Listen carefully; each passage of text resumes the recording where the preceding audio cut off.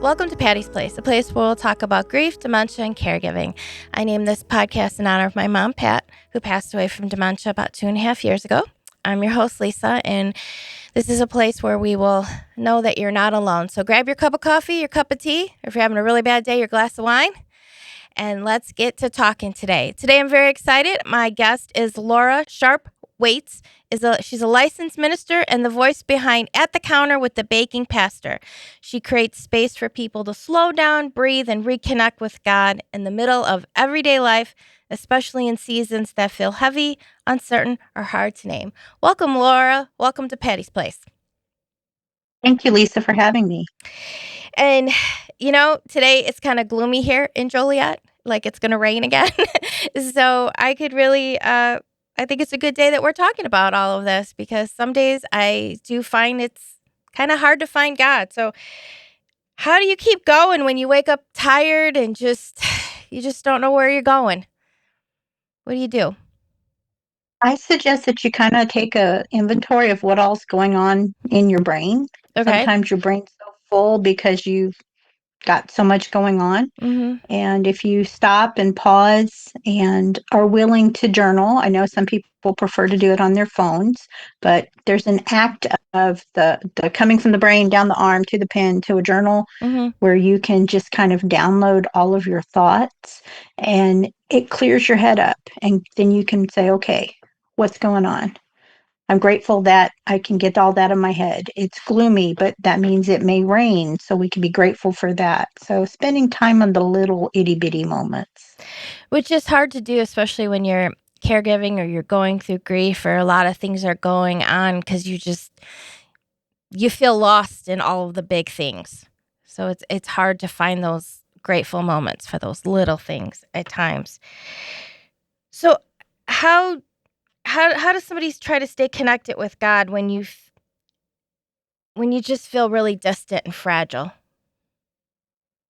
Most times when people tell me they feel distant from God, it usually means they took a couple side steps. Okay. They weren't willing to work with God, give God their all, give the situation fully to Him. Like they would leave it at the altar and halfway back down the aisle, they'd kind of reach back up and grab it. And they're like, yeah, I'm not ready to let go of that yet. But I call it the power of Shiva arm. You just reaching for it and you don't leave it. But if you are away from God, usually it's because you stepped away. And so I usually just suggest get back into your Bible, do your devotions, but most of all, He's there to be our best friend. He's there. We can talk to Him all during the day, not just when we need something. Mhm. So for me, I have time specially scheduled in the morning for coffee with God. My cat and I grab the devotionals and the Bible, and I try and juggle her and the Bible and the coffee cup, which get challenging sometimes. And then I talk to Him all during the day. For instance, before this podcast, Lord, be with us on this podcast. Allow what you want to be heard. I talk to Him all during the day. I laugh at myself and I'm thinking, wow, Lord, you're going to have a fun time with this today, aren't you? Yeah, some days, sometimes that's that old saying, if you don't laugh, you're going to cry, right? Yes. Yeah. Yeah. So what do you do in seasons where, life just doesn't look the way you expected it to do?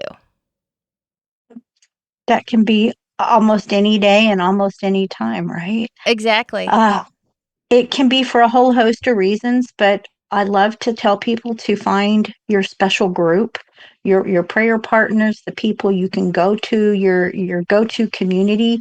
That if you have I have a group text set up with a few of my favorite special people, and if I'm on the struggle bus, I'll text them a message and say, "Pray for me, y'all. I need help. I don't know what's going on, but just pray." And knowing that people are out there, they're not judging, they're not saying, "Oh, here we go again." They're just going to pray and lift up whatever. If I share, if not, they know just to pray whatever's going on. But have those people you can go to. If they're close, mine aren't necessarily close to where I am. Hmm. So I can text them. But if you're close and can go grab a cup of coffee and just sit and hang out, that would be awesome. But make sure you have your group of folks. And if you are navigating caregiving or a health issue yourself, please get on the prayer list. Too many people tell me, "Oh, I don't want anybody to know." Well, people can't pray for you if they don't know. So please add yourself, have everybody you know add you to the prayer list. I did that when I went through breast cancer. Hmm. That was the first thing I said, put me on your prayer list because this is going to be a journey. Oh, definitely. I like your saying, I'm on the struggle bus today. I like that saying because some days it does feel that way. You're just like, I don't know what to do with it. How do you how do you tell somebody how do they carry grief or loss without feeling so alone in it? Because you do, you feel alone. You can feel alone. I've experienced that, and I've watched my clients walk with that as well as a pastoral counselor. And again, I think that's part of having that go to group where you can just take your baggage, because grief is one of those things like a snowball coming down from the highest mountain, and it collects everything along the way. With the grief, there, if you're a caregiver, usually you start the grief process the moment they get that diagnosis, Mhm. and then it goes through and it picks up the guilt because I'm not being a good enough caregiver, or I'm neglecting my family and my other duties because this a person. So guilt, shame, any emotion you want to throw in there, anger maybe at God, uh, at themselves for not having other answers, the doctors. It just collects all of that. And it just feels sometimes like I think it's going to just overwhelm you and just roll right over you and squish you. And then you still have to peel yourself up and attempt to move on. But if you've got folks in your corner that can help and be there just to support you and say, hey, Lisa, I know you're struggling. Can I bring you a meal? Mhm. Can I stop and get your favorite coffee or tea? It's just little things. Mhm. It doesn't have to be anything major. It may even be, can I come sit with your person for a few minutes while you just go take a break in another room? Yeah, sometimes it's true. Those little things that sometimes as caregivers you don't always want to ask for, and if somebody can volunteer and say, "Hey, I'm going to go do this," that means the world. For what do you say to somebody who's angry at God? Like if they're listening and they're like, I don't want to talk about God." What would you say to them? Please tell him you're angry at him. He Okay. already knows, but he wants to hear from you. It would be like, again, your best friend. If your Mhm. best friend, you're mad at them, they want to know, and they Mhm. want to know why. And they want you to pour out your heart to them, and God wants you to pour out your heart to him. He didn't plan the situation per se. He may have allowed it, Mhm. but he didn't purposely go out to hurt you or your person that you may be caregiving for. And it's okay to be angry. I've been angry at him several times. I laid on the living room floor when my first husband passed away, and the next day the ants got in the air conditioner and shorted it out. Oh. And the next day the well broke. It was just like I laid on the floor in tears, and I'm in Savannah at the time in Mhm. the summer. Oh, It is not no, not you good. needed air conditioning. I needed air conditioning and running water. Yeah. And I laid on the floor and I said, Lord, I've heard people say that you only give us so much, but I know that verse is not in the Bible. But I don't know where that came from. But I know you're either testing me or the enemy's testing me, but it's because I think I'm pretty close to more than I can handle. And I just cried out my heart and said, help, protect me, send me folks to help, whatever. And the next day, the guy showed up to fix the well. And unfortunately, he said, ma'am, I'm sorry. It's going to be 2 weeks. Ugh. And again, the Lord's like, tell him what's going on. And so I said, look, my husband died 2 days ago.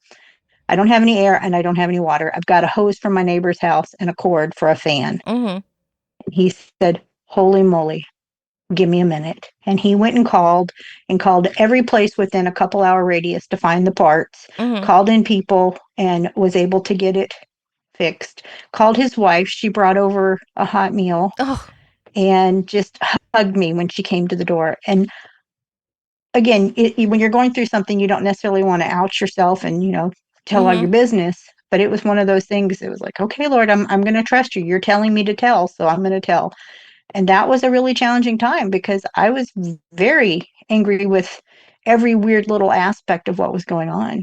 But I was honest. I told him, and he brought some answers and some solutions to the situations I was dealing with. So please don't make that wall permanent between you and him. Mm-hmm. If things are rocky, please step back together, fix it, apologize, just like you would your best friend.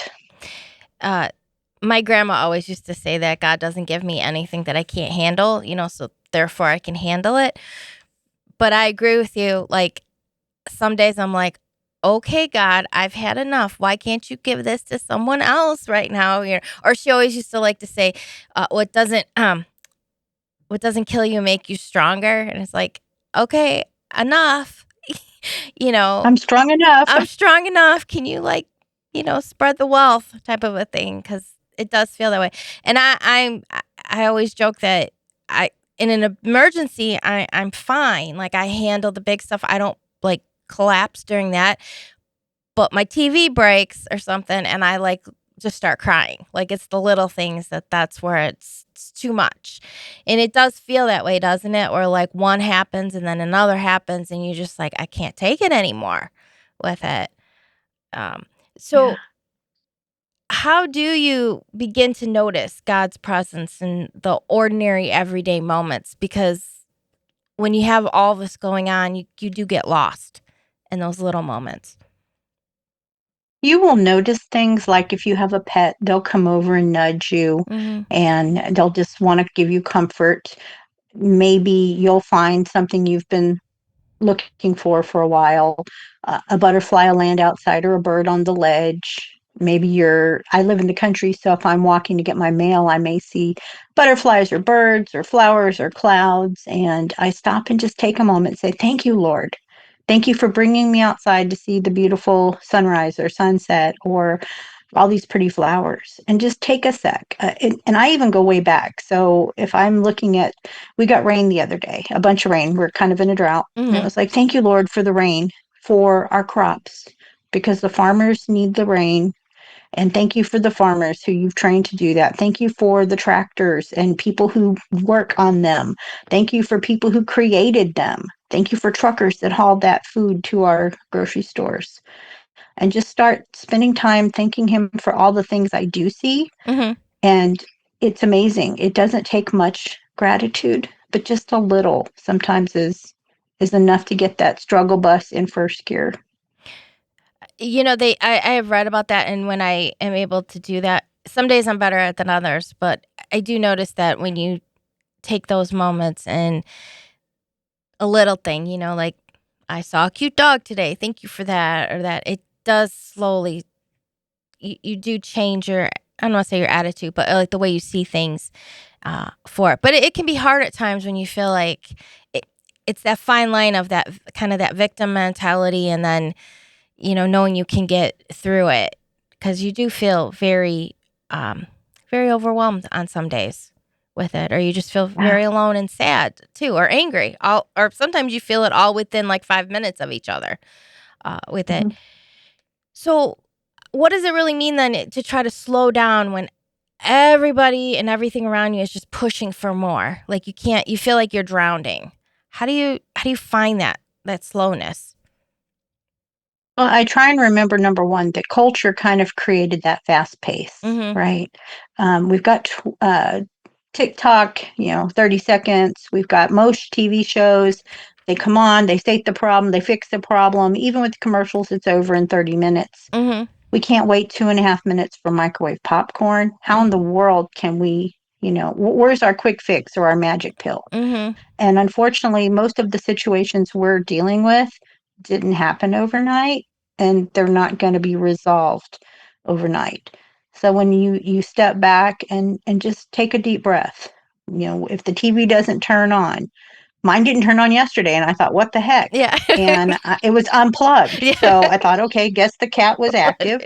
So take a step back, take a breath, and I could have, blown off the handle. Why is it not working? But I was like, okay, Lord, there's got to be a reason. And I looked, and sure enough, it was unplugged. But just taking a chance and pausing to see what's going on around you.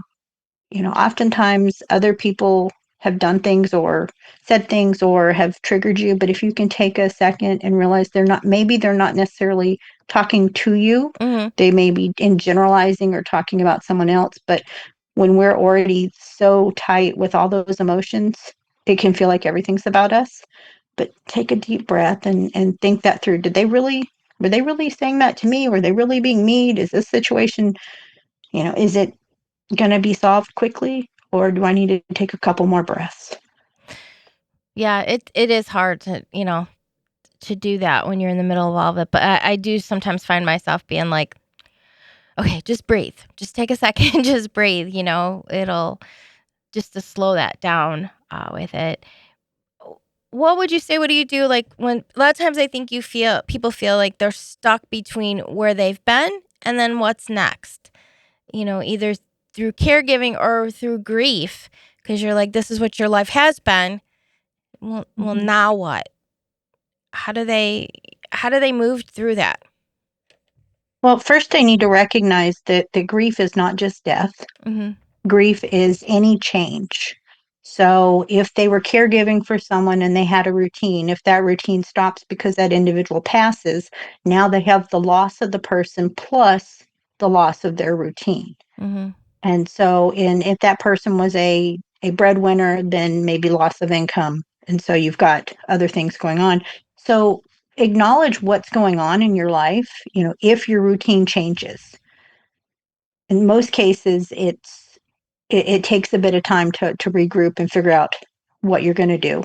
But you don't have to make decisions overnight. You can do it in little baby steps and just recognize what all you're dealing with at the time, because very rarely today in today's culture do you have just one loss going on. Mm. You usually have a several, and when you've got several, it can be compound or complex grief, and you need to figure out where all the components are coming from so you can address them and then attempt to find a solution through there. But if you try bulldozing right through, you're going to end up loading up that truck and having all that stuff with you. And I think a lot of people like to bulldoze through it because they don't want to feel in those uncomfortable feelings because they're not pleasant to feel. But I have found that when I try to feel what I'm feeling in that moment, no matter what it is, it kind of helps later on, you know, because I don't know, like bulldozing through it doesn't always really work. Well, For the bulldozing tends to be like the quick fix, right? I'm just mm-hmm, going to bulldoze right through it and I'm done. But God made us to be emotional. He gave us emotions and feelings, and we really do need to feel those. We need to acknowledge them, what we're feeling, how the impact it's having on us. And is it something we need to continue to deal with?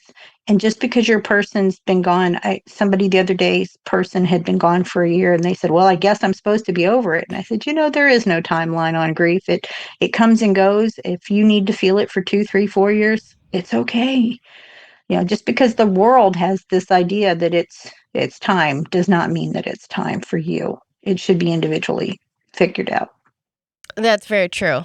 Yeah, everyone's like, "Oh, it's that first year," and then yeah, you think, "Okay," and it's not. You know, um, it was my third Mother's Day without my mom, and it was still hard. Because it's like, even though she wasn't a big Mother's Day person, um, it still was hard because the world makes it all about that. So you feel it even more, for that, those different, um, those different milestones and stuff. They never go away with it and with how you're Yeah. feeling. What, how do you hold on to hope when nothing around you seems to be changing? Know that God's there and He's got a plan, and I need to be open to it. My word for the year this year was open, and Okay. it was to be open to Him, open to His plans. Meaning, if He says something, I don't go, yeah, right. But I'm like, I mean, I still say, really, Lord? You want me to do what? Okay. So I don't hesitate as much. So I'm more open, but be open to what He's doing and where He's leading you. If that particular season has closed, then He may have other plans for you, and it may not be sitting on the sofa in a dark house by yourself. It may be getting out there and meeting other people who have dealt with what you went through. I know when I went through cancer, I actually can now look back at it and say it was a blessing. I Mm-hmm. got to meet amazing people. I had so many people, especially in medical facilities, pray over me.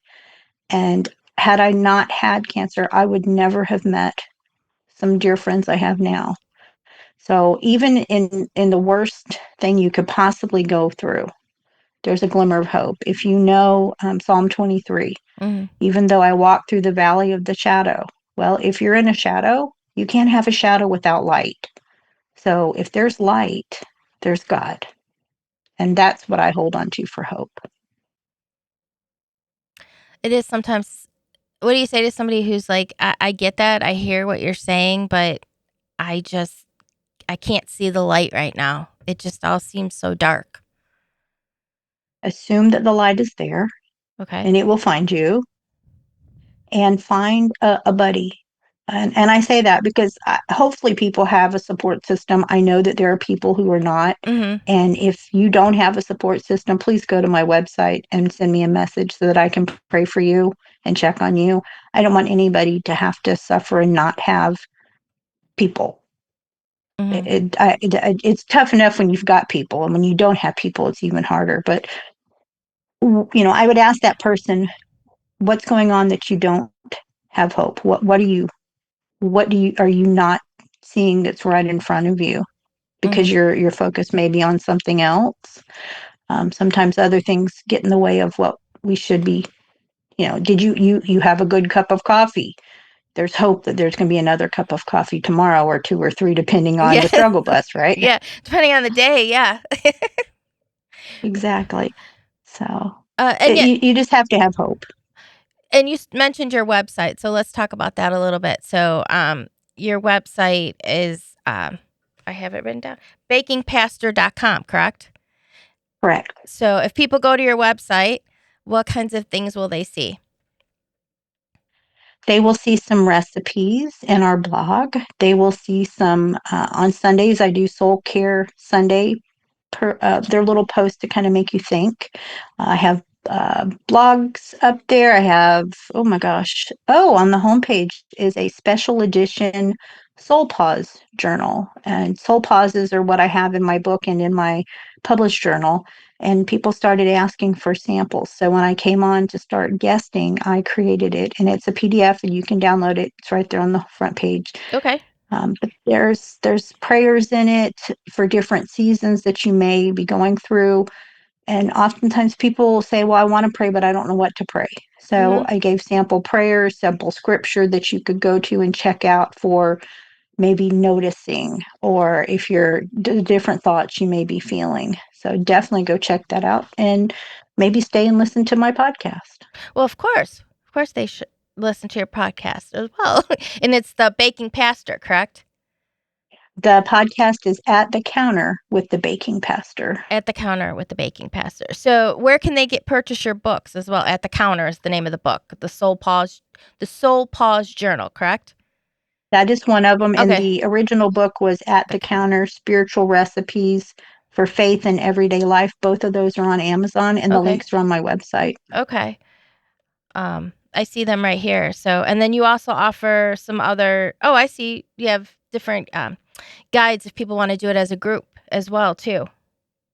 I have several churches right now on the East Coast who are doing this as a small group or a Bible study for their Sunday school class. And Mm-hmm. what's cool about the main book, the At the Counter book, is there's recipes in there. So as a pastor, sometimes I need to break because someone had a baby or had surgery, and so pot pies is one of my favorites. So I Oh. have the traditional from scratch, and then I have the shortcut, because sometimes you find out that they had surgery the day of Mm-hmm. or the day before, and you don't have time to do a full blown bake. But Yeah. there's cookies and soup and all kinds of comfort food. So what's been cool is the groups on the East Coast are actually making some of the recipes to bring and share, so that they feel like they're having community time together as they work through the weekly devotions.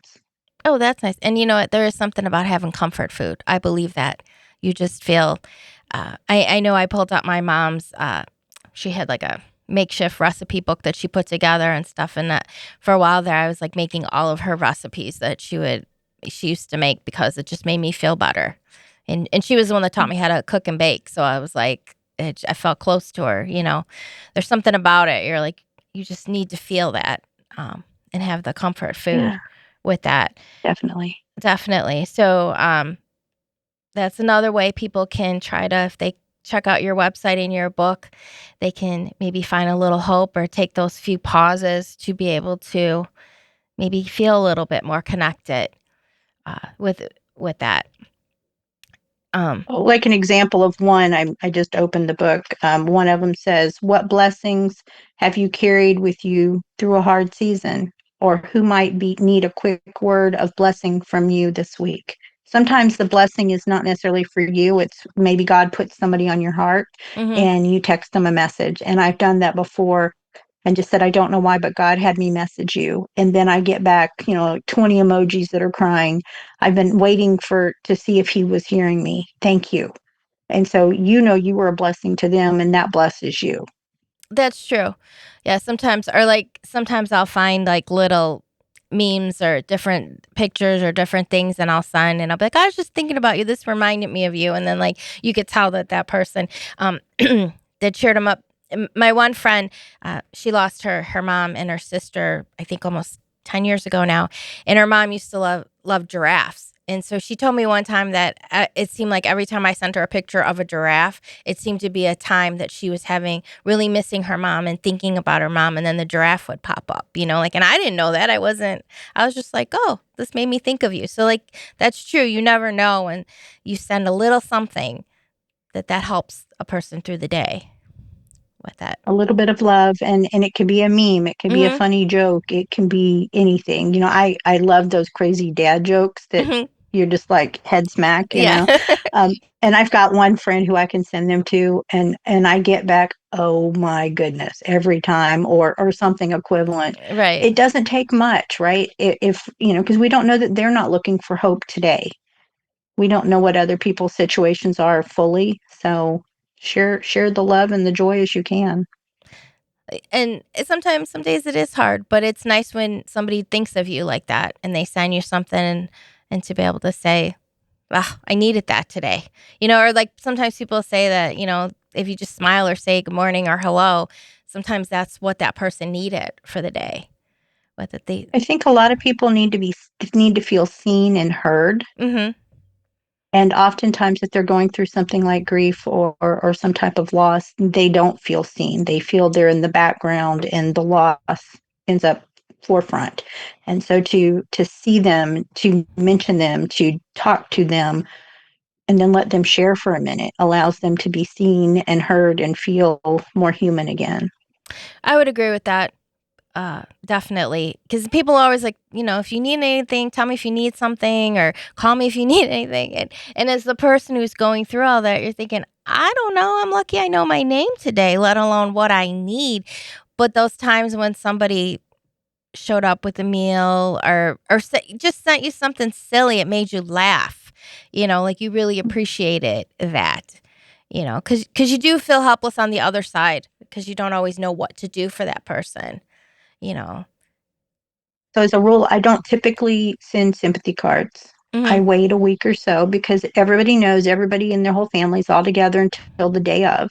Right. But then after the funeral, you go back to your home and you're usually alone. Yes. Everybody else goes back to work or wherever they're currently living.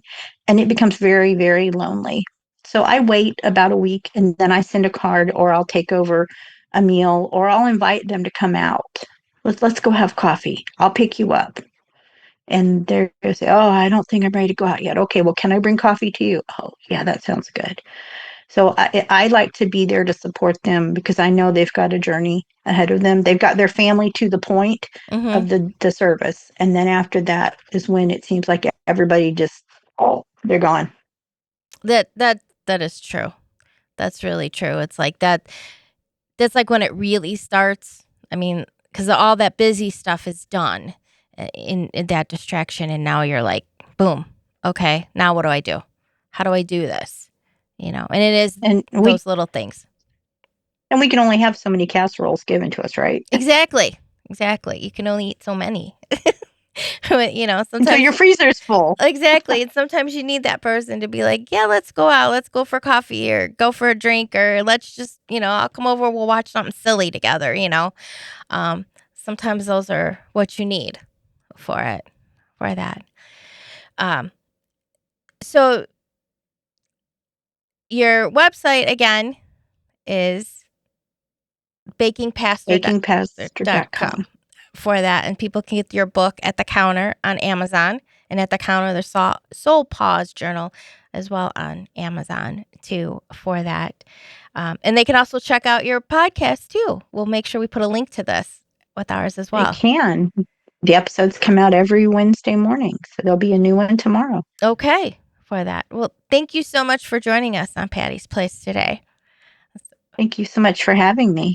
So I hope everybody enjoyed our discussion and know that find those little things. God's always there. So I hope you enjoyed your cup of coffee, your cup of tea, or if that was a really bad day, your glass of wine, and know that you are not alone. Please leave us a review. Subscribe to us on YouTube, and hopefully you'll join us for another edition of Patty's Place.